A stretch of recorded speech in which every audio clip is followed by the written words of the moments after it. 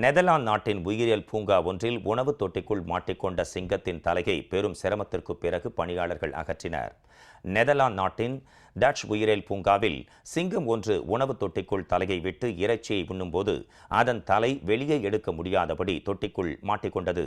எவ்வளவு முயற்சித்தும் அதனால் தலையை வெளியே எடுக்க முடியவில்லை. இதன் காரணமாக பிளாஸ்டிக் தொட்டியுடன் சிங்கம் அங்கும் இங்குமாக ஓடியது. Yes, helemaal mee.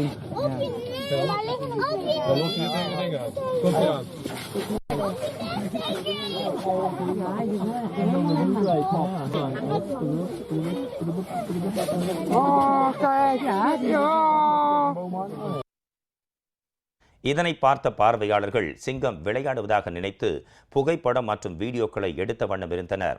ஆனால் சிறிது நேரத்திற்கு பின்னர் சிங்கத்தின் தலை தொட்டிக்குள் சிக்கிக் கொண்டதை அவர்கள் உணர்ந்தனர். தகவல் அறிந்த உயிரியல் பூங்கா ஊழியர்கள் பெரும் போராட்டத்திற்கு பின்னர் சிங்கத்தின் தலையை தொட்டியிலிருந்து விடுவித்தனர். சுமார் 2 மணி நேர சிரமத்திற்கு பிறகு தலையை வெளியில் எடுத்த சிங்கம் நிம்மதியடைந்தது.